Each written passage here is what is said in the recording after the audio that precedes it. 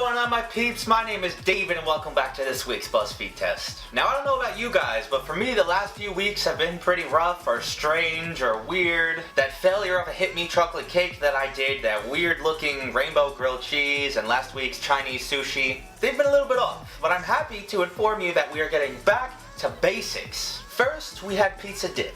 Then, we had pizza mac and cheese. Third, we had pizza cones. And today, we got pizza bread bowls. Thank you to all these people who have been suggesting it over the past 2 weeks. Let's get started.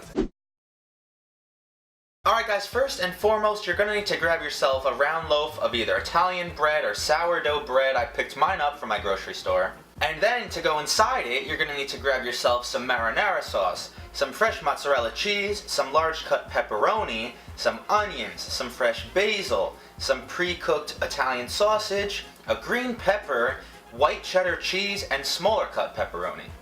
So let's begin prepping our ingredients. The first thing I did was grabbed my dry Italian sausage and diced that up the best I could. I'm sure you could use whatever type of cooked sausage you want. This one is definitely not the same one they used in the video, but this is the one I found.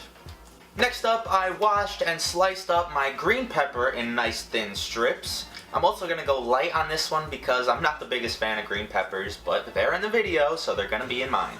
Third, I grabbed my oddly shaped fresh mozzarella and cut that as even as I possibly could.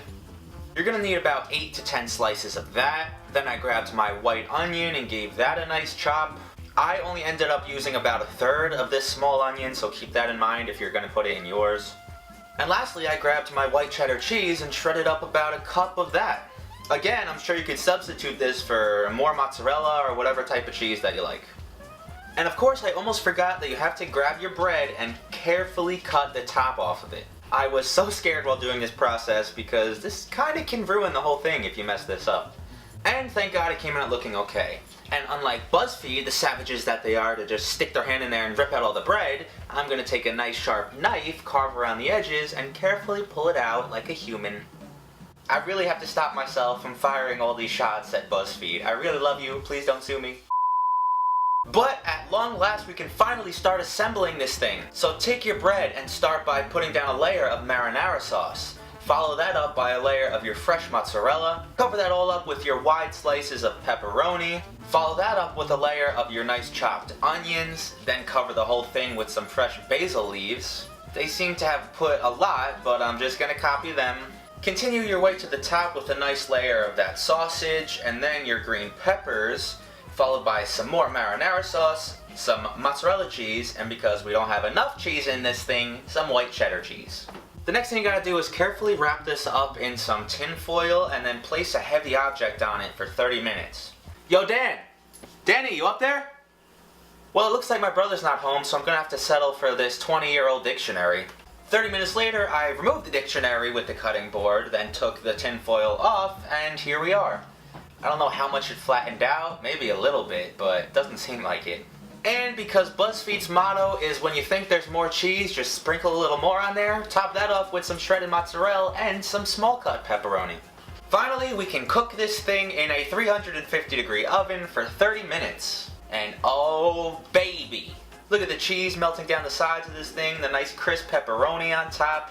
Let's get a slice of it, and holy moly! We might have a contender for the best recipe yet. Before I taste this, I would just like to point out how whenever I walk away from any of my creations, I have to put a sign that said don't touch or do not mess with, because my family, you just can't trust them. Anyways, I am absolutely ecstatic about this one. You can see the peppers, the different cheeses, the basil, the pepperoni. Oh my god. Good thing Freely doesn't watch my videos.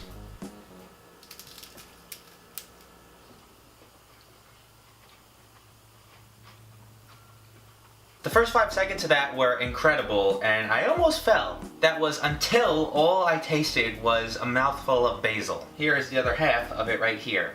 Oh no, I thought this was gonna be the best one.